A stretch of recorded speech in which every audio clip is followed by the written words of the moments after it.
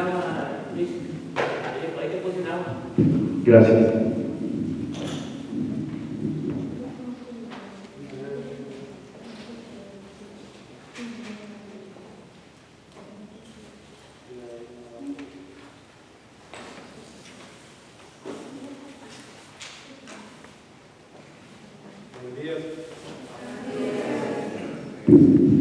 ¿Cómo estamos? ¿Aburridos? Como que esa gana que tienen, ya veo. Bueno, mi nombre es Jorge Vicheturo. Voy a compartir con ustedes un poco lo que es el tema de la iglesia, la importancia de la iglesia. Y, hermano, analícenme ahí Apocalipsis 2:10. Voy a hablar un poco de la iglesia, un poco resumido, porque el tiempo, como quiera, es un poco corto, pero esto nomás solo es la introducción de lo que ustedes van a recibir en el curso. Esto siempre lo van a dar y van a dar muchos temas más. Y me siento muy, ¿cómo se dice? Muy animado. ¿Por qué? Primero, por las dificultades que hemos tenido a venir a esta iglesia, las dificultades que hemos tenido ahorita, por muchas cosas, y eso me anima más a mí.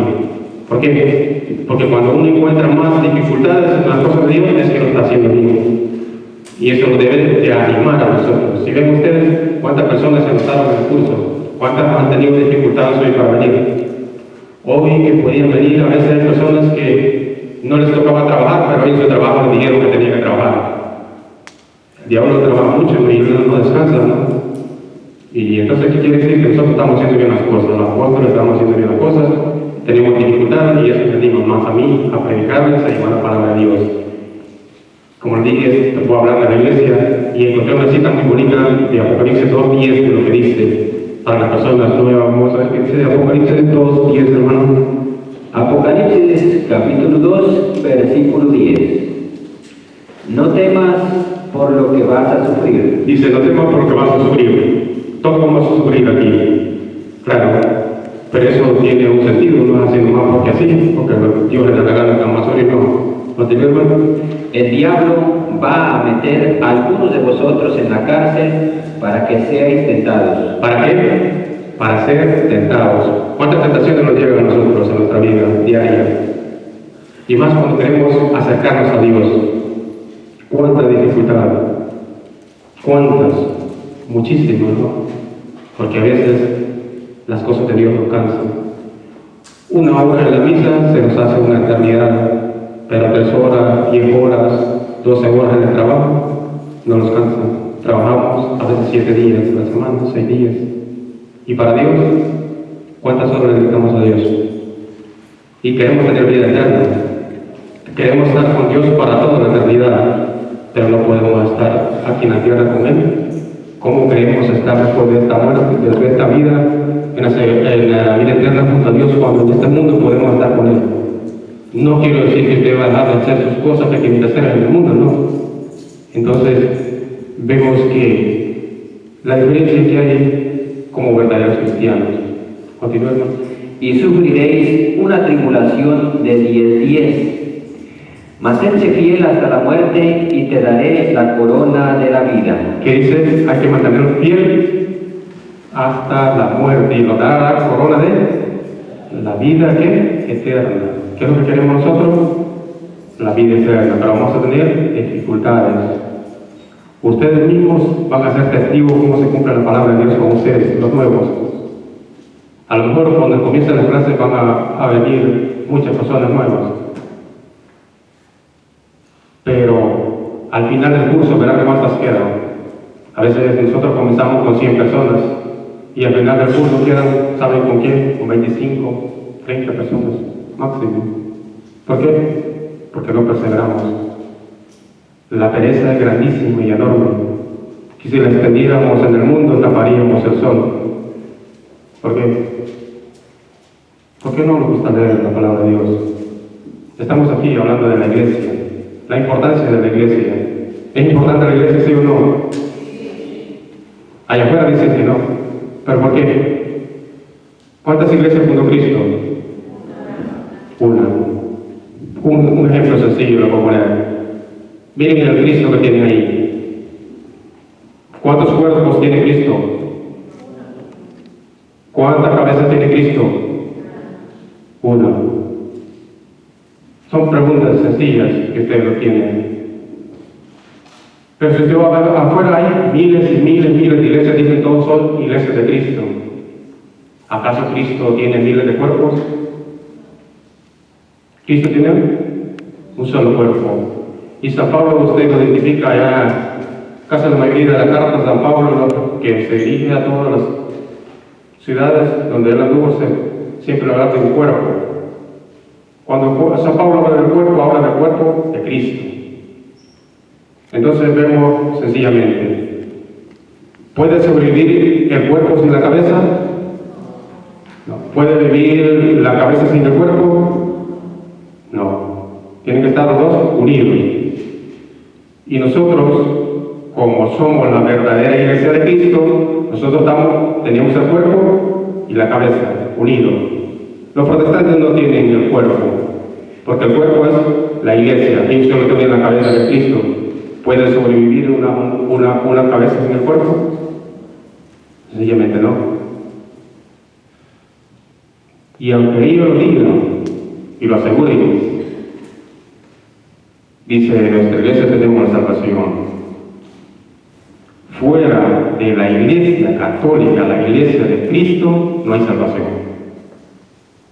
Aunque vengan con la Biblia. No es lo mismo ser protestante que ser católico. Hay una gran diferencia, aunque vengan con la Biblia. Tenemos el cuerpo, que la iglesia, Cristo que es la cabeza, completamente. Vamos a comenzar. Vamos a estrenar la Biblia, vamos a buscar Efesios 3. Vamos a hacer 3:17 en adelante. Efesios 3:17. Vamos a estrenar la Biblia a las personas que por primera vez van a leer la Biblia. Eso está en el Nuevo Testamento, allá en la carta de San Pablo, allá. Efesios, vamos a comenzar con Efesios 3:17 en adelante. Estamos hablando de la iglesia, la importancia de la iglesia, como le dije. Fuera de la iglesia católica no hay salvación. No es porque yo lo diga, sino lo dice la palabra de Dios. Y la importancia que tiene la iglesia. Porque hay miles y miles de iglesias, dicen todas ser cristianas, todo viene con la Biblia, pero Efesios 3:17, el versículo 17 en adelante. Vamos a ver la importancia que está en la iglesia. Y en particular, yo como persona, personalmente doy gracias a los protestantes. ¿Por qué? Porque gracias a ellos yo puedo leer la Biblia. Ellos me han impulsado a mí a leer, a conocer la fe, lo que nosotros creemos. Porque allá afuera, usted no lo trae, muchas personas que ni siquiera saben que la Iglesia Católica hizo la Biblia, ni siquiera saben que la Iglesia Católica es la Iglesia que Cristo fundó, que viene de los apóstoles, dejó una persona encargada, que es Pedro. Y ustedes saben que esto no es nuevo. Cuando yo siempre he dicho una persona encargada de su pueblo, ¿se acuerdan que comenzó con Abraham, después con Moisés, que sacó al pueblo de Egipto, dirigiendo a una nación completa? Murió Moisés y dejó a Josué. Entonces Dios no va a dejar a su iglesia sola, siempre va a dejar a una persona encargada, con autoridad. ¿Por qué creen que nosotros creemos que la Biblia es palabra de Dios y son libros? Libros escritos por hombres, pero inspirados por el Espíritu Santo. ¿Por qué? Porque para que usted crea que ese libro es palabra de Dios, tiene que tener autoridad, tiene que venir desde Cristo, para que usted crea. Ningún protestante le puede a usted comprobar o decirle a usted cómo ellos creen que esa palabra de Dios, ese libro es palabra de Dios, si es un libro. Para ellos no le pueden dar respuesta, porque ese libro, antes, como dijo el hermano, para nosotros es importante la tradición más que la Biblia. ¿Por qué? Porque primero fue la tradición y después la Biblia. La Biblia nació de la tradición. ¿Qué es la tradición? Cuando San Pablo predicaba la palabra de viva voz, así como lo está diciendo Dios, o por cartas. Eso se llama tradición apostólica. Entonces esa es la importancia para nosotros, la tradición. Nosotros conservamos esas tradiciones. Son dos tradiciones diferentes. Tradición divina y tradición humana, que son diferentes. La que tenemos nosotros es tradición divina. Pero vamos a incluir Efesios 3:17. Efesios capítulo 3, versículo 17 en adelante. Y haga que Cristo habite por la fe en vuestros corazones. Eso es lo que yo quiero. Que a Cristo habite por la fe en vuestros corazones. Pero es fácil decir yo amo a Cristo, yo soy cristiano.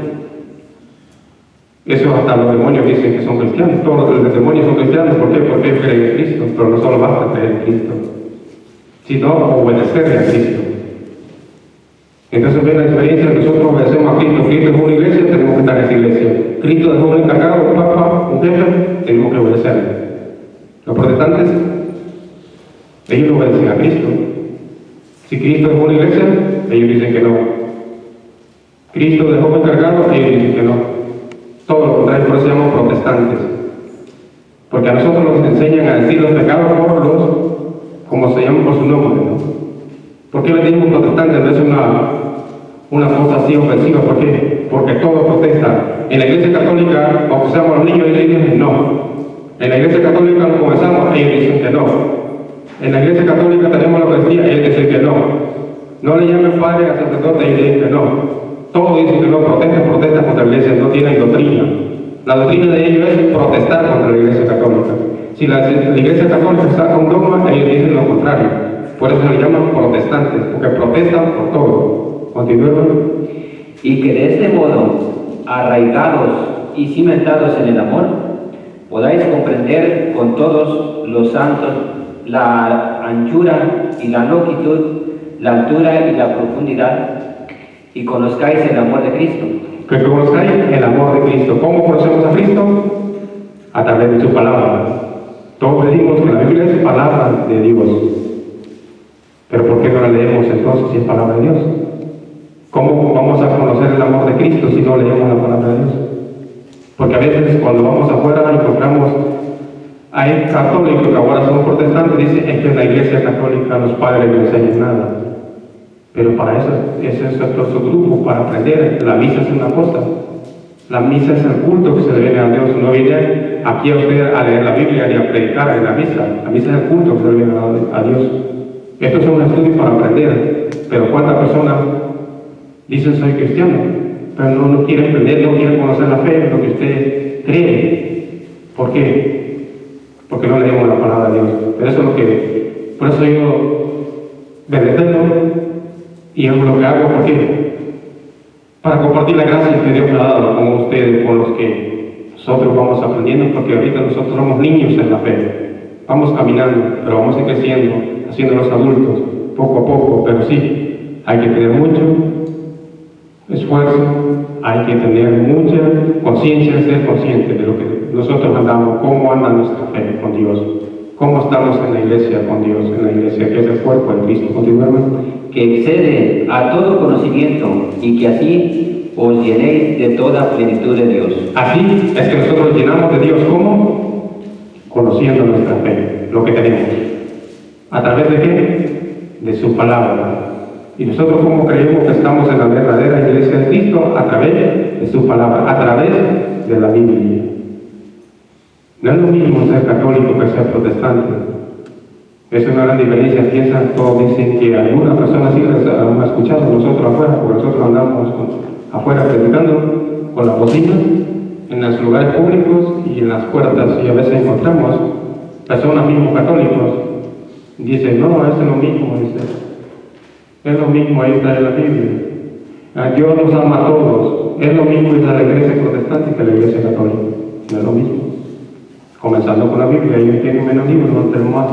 Ellos no están en la iglesia de Cristo, están en una iglesia de un hombre. Continuemos.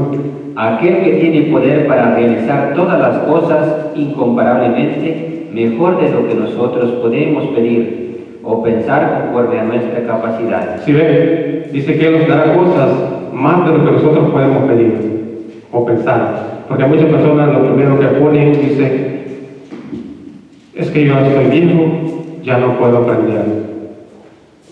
Ya no me funciona la memoria. Pero cuando usted dice eso, todos somos creación de Dios. Entonces cuando una persona piensa de manera, está limitando a Dios. Dios no tiene límite. Si usted va a aprender, claro, no se va a aprender toda la Biblia de memoria, no, claro, pero sí va a conocer la fe, como la está conociendo ahorita. Algunas personas no sabían que la Iglesia Católica hizo la Biblia, pero ya lo saben. Algunos no sabían que la Iglesia Católica es la Iglesia de Cristo, ahora ya lo saben. Continúa, hermano. A Él la gloria en la iglesia. Dice, ¿a quién? A Él la gloria en. Entonces, fuera de la iglesia usted no le puede dar la gloria a Dios, pero no en cualquier iglesia. Tiene que ser en la iglesia de Cristo, en la propia iglesia de Él. O como muchas personas dicen, yo no voy a la iglesia, son católicos, dicen, yo le pido a Dios en mi casa, yo oro a Dios en mi casa, yo rezo en mi casa, pero no voy a la iglesia. ¿Le está dando la gloria a Dios? No. ¿En dónde le damos la gloria a Dios? Repítelo y continúe. A Él la gloria en la iglesia y en Cristo Jesús por todas las generaciones y todos los tiempos. Amén. ¿Hasta cuándo le vamos a dar la gloria a Dios? Hasta que aparezca Martín Lutero en el año 1520, hasta el fin de los siglos, por los siglos de los siglos, hasta que se termine. Le vamos a dar la gloria a Dios en la iglesia. Entonces el mundo no se ha terminado, la iglesia sigue viva. ¿Y en dónde le damos la gloria a Dios? En la iglesia. ¿Cuántas veces venimos a la iglesia? ¿Cuántas veces sabemos nosotros como católicos que tenemos la Eucaristía, que Cristo está vivo en la Eucaristía? Cuando tenemos tiempo, ¿cuánto tiempo venimos a estar con Cristo? 5 minutos, 10 minutos. Sí. Ese es el tiempo que queremos estar con Cristo cuando nosotros lo oramos. Dice, a Él la gloria en la iglesia. Entonces vemos que sí es importante la iglesia, porque fuera de la iglesia usted no le puede dar gloria a Dios, claro. Usted puede rezar, orar, claro que sí, pero por eso hay un mandamiento que es, y es perfecto no faltar a misa el domingo. Porque si usted falla a la misa el domingo, ya cometió pecado. Tiene que confesar ese pecado. El primer mandamiento, amar a Dios sobre todas las cosas. ¿Y cuál es la gracia que nos da? La conversión. Claro, no somos perfectos, no somos santos, pero estamos caminando a la santidad, pero tenemos ese sacramento de la conversión que venimos a limpiar nuestra alma. ¿En dónde? En la iglesia de Cristo. En otra iglesia no hay confesión, porque en la iglesia de Cristo, en la iglesia de Cristo sí hay confesión. Allí vamos a retroceder a Efesios 4:4. Allí para atrás, estamos en el 3, dando un paso para adelante, 4:4. Para que vean ustedes que es un solo cuerpo, donde el habla San Pablo es un solo cuerpo. Ahí más adelante, solo una hojita más adelante, ahí donde estábamos en el 3, ahora vamos al 4. Efesios 4:4. Trataré de ir un poco no muy acelerado, como quiera, ustedes lo van a compartir más adelante, los nuevos que van a venir al curso, les van a dar el tema como quieran. Ahorita por el tiempo que tenemos corto, va a ser un poco resumido nomás. Pero las personas que necesiten ayuda, los nuevos con la Biblia, pues nomás levanten la mano y sé que los hermanos de aquí, los otros nuevos de los apóstoles, les van a ayudar con su Biblia a buscar el libro. Efesios 4:4. Efesios capítulo 4, versículo 4. Pues un solo es el cuerpo y un solo el espíritu. ¿Cuántos cuerpos? Un solo. Y un solo es el espíritu. No está dividido. No está dividido el cuerpo. Claro, tiene muchos miembros. Entonces, un solo cuerpo. Entonces ya mismo está hablando San Pablo del cuerpo, está hablando de la iglesia, ya lo vamos a ver más adelante. Ahora pásense adelante, un capítulo más, al Efesios 5. Vamos a leerlo del 17, vamos a leerlo, 15, 16. Efesios 5, 15, 16 más. Efesios capítulo 5, versículo 15 en adelante. Así pues, mirad atentamente cómo vivís. Dice, miren cómo vivimos. ¿Cómo vivimos nuestra fe? ¿Cómo estamos viviendo lo que nosotros creemos? Y la Biblia nos da un aviso. que nos analicemos cómo vivimos nuestra fe. Continuemos. No seáis necios, sino sabios. Hay que ser sabios, no necios. Si no sabe qué es necio, es una persona tonta. Pocas palabras traducidas en nuestro idioma así latino, tontas. Pero ¿quiénes son tontas? ¿Por qué? ¿Por qué sabios? Porque si ven ustedes, sé que los que están aquí, con mucho esfuerzo están aquí. Pero aquí ustedes no están ganando nada, porque los que están trabajando sí están ganando. Pero ustedes ahorita no están ganando nada, según ustedes. Pero cuando usted se muera sí va a tener una recompensa, porque ese tiempo es para Dios, no es para nosotros, el grupo, ni para mí, ni para nadie, es para usted mismo que está trabajando. Entonces ustedes son sabios, aunque ustedes no lo noten así de esa manera, ustedes son sabios porque están aquí. Porque aunque a pesar que ustedes no le están pagando por estar aquí, y a mí me están pagando por estar hablando de ustedes, o predicando y llevando la palabra de Dios, pero el día de nuestra muerte, de nuestra segunda muerte, cuando estemos en presencia de Dios, tenemos una recompensa. Porque nosotros creemos por fe que Dios existe, aunque nosotros no nunca lo hemos visto, pero se llama fe. Eso usted lo puede buscar en Hebreo con segundo, allí donde habla de la fe, que dice que es la esperanza que tenemos, pero no que no la vemos. La esperanza que tenemos después de la muerte, que vamos a tener una recompensa. Y todo este tiempo que ustedes estén aquí es para Dios, para ustedes mismos. Y lo bonito de la salvación es que es personal. Yo no voy a salvar a mis hermanos, ni voy a salvar a nadie más. Lo que yo trabajo es para mí mismo, y lo voy a salvar por lo que yo hago. Y eso es lo bonito de la salvación. Los padres no van a poder salvar a sus hijos, ni los hijos de sus padres. Todo lo que usted haga en este mundo es para usted mismo. Claro, es referente a las cosas de Dios. Continúa, hermano. Aprovechad bien la ocasión, porque corren malos tiempos. Dice aprovechar, dice la ocasión. ¿Por qué? Corren malos tiempos. ¿Estamos viviendo tiempos buenos o tiempos malos? ¿Qué dice? Tenemos que aprovechar. ¿Qué es lo que estamos haciendo nosotros aquí? Si ven que la Biblia nos dice todo, pero como no lo leemos, ¿cuándo vamos a entender los tiempos malos que estamos viviendo?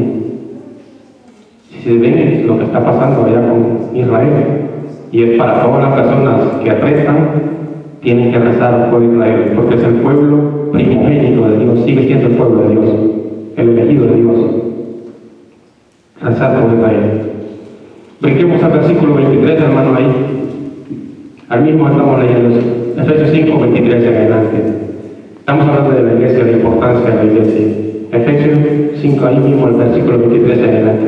Aquí Cristo lo viene, ve cómo Cristo lo viene a poner un ejemplo que es la familia, cómo Él ama a su iglesia, cómo Él cuida a su iglesia.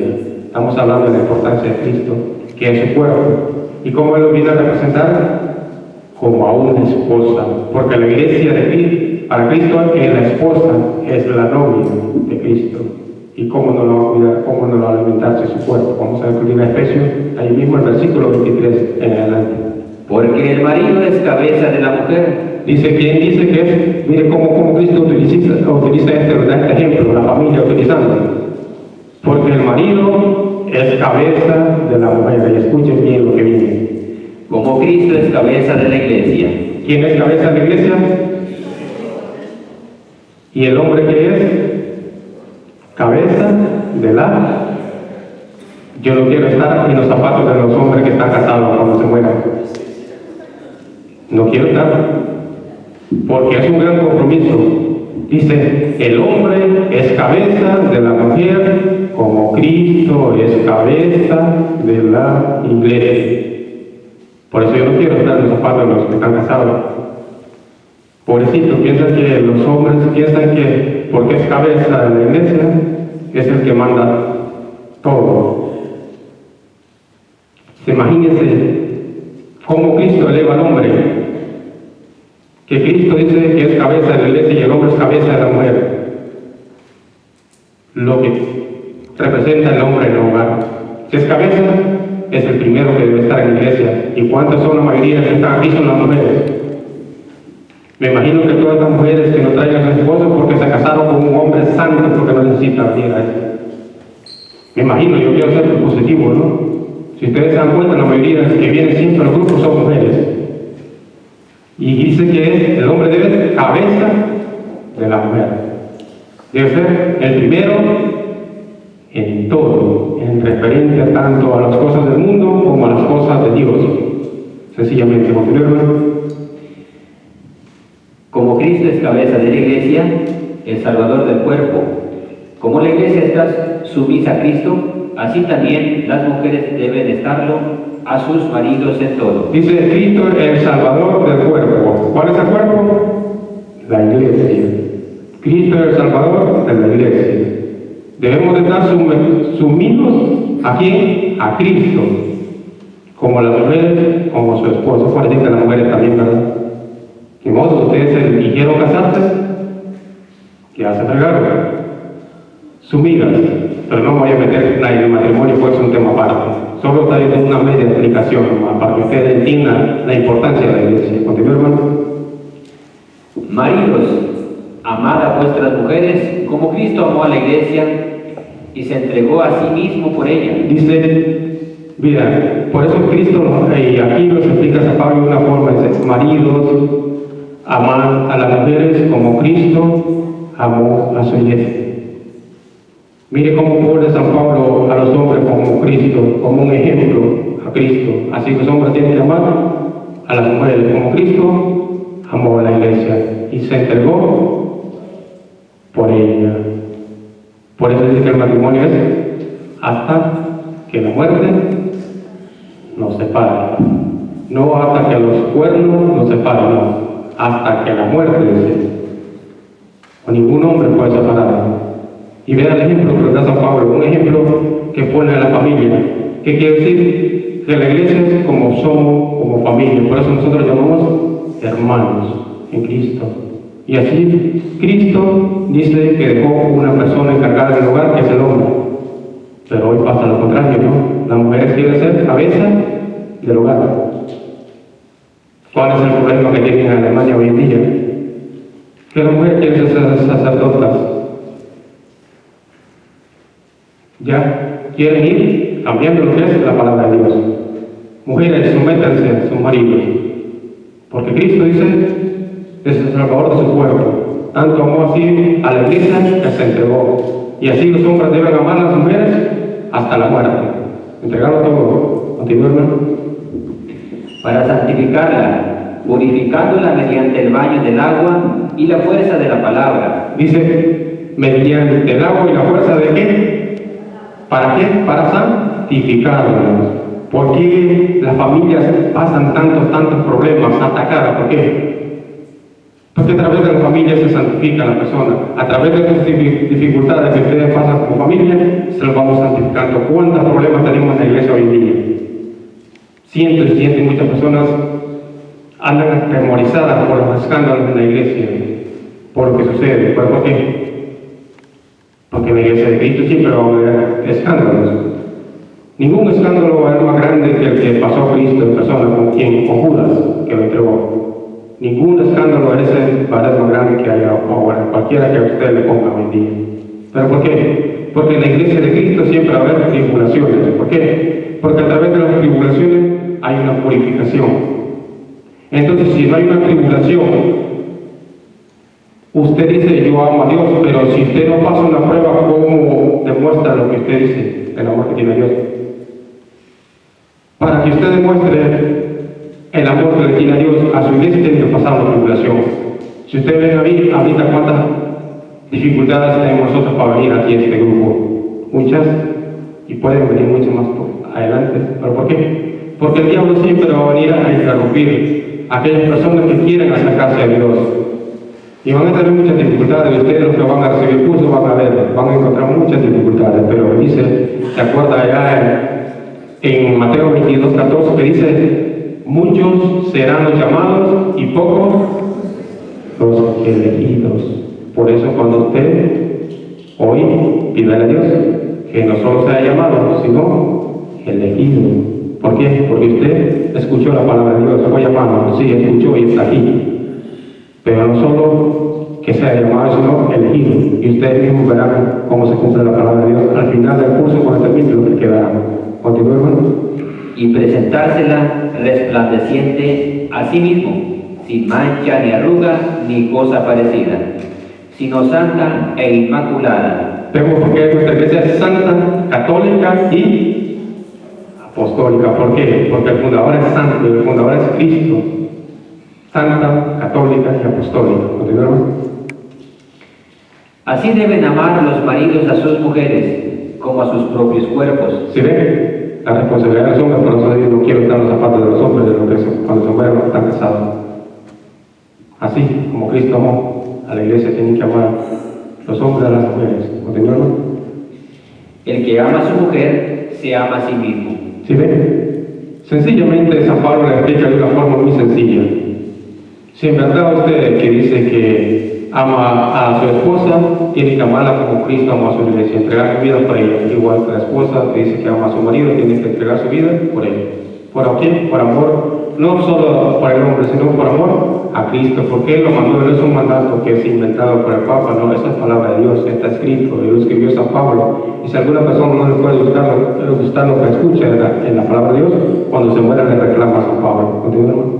Porque nadie aborrece jamás su propia carne, antes bien, la alimenta y la cuida con cariño.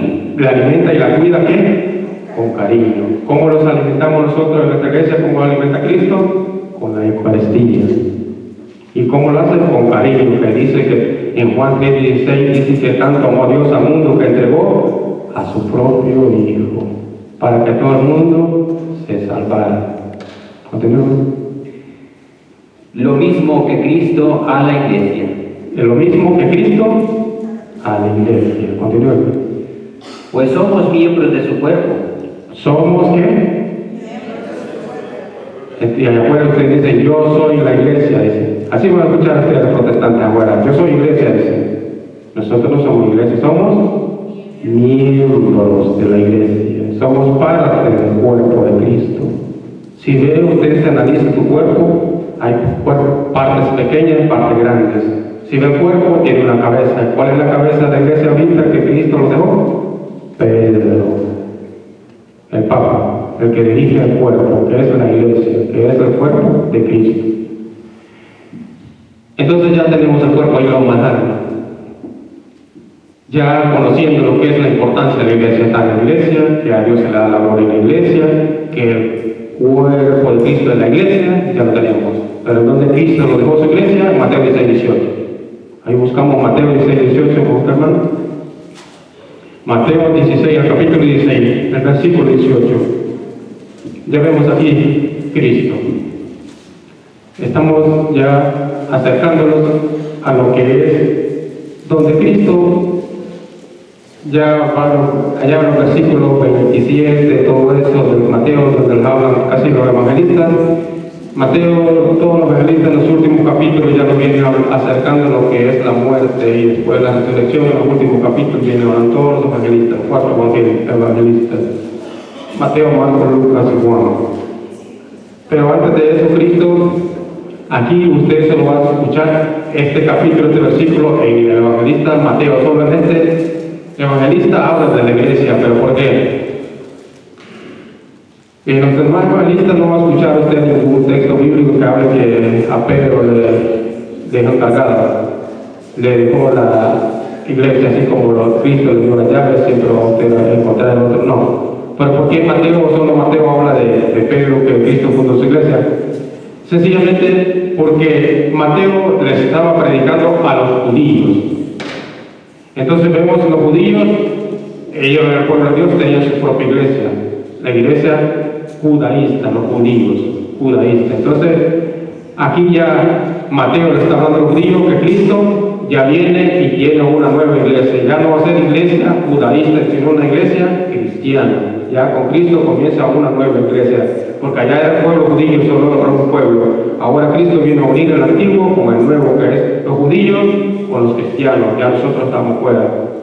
Entonces ya usted va a ver en Marcos, Lucas y Juan les predicaban a los que no eran judíos. Entonces ellos ya no habría necesidad de decirles que Cristo tenía una iglesia. No, ya los que se iban agregando a los cristianos ya sabían que se iban agregando a una congregación, porque usted sabe, la palabra iglesia es congregación. Una sola persona no puede ser iglesia. ¿Por qué? Porque tiene que ser 2 o 3 o más para ser una congregación. Por eso se acuerda cuando Cristo dijo, donde estén reunidos 2 o 3 en mi nombre, allí yo estoy con ellos. Porque se llama congregación. Vamos a ver qué dice Mateo 16, 18, al 19. Mateo capítulo 16, versículo 18. Y yo a mi vez te digo que tú eres Pedro, y que sobre esta piedra edificaré mi iglesia. Luego dice, ¿qué dijo Jesucristo? Y yo a mi vez te digo que tú eres Pedro. Pedro no se llamaba Pedro, se llamaba Simón. Y Pedro, traducido al español, significa piedra. Entonces usted, en lugar de Pedro, dice, y yo te digo a mi vez que tú eres piedra, y sobre esta piedra edificaré mi iglesia. Aquí Cristo va a construir, va a ir edificando, construyendo un edificio. Cristo es el constructor, pero los hermanos protestantes se confunden, porque ellos no saben diferenciar entre la piedra angular y piedra.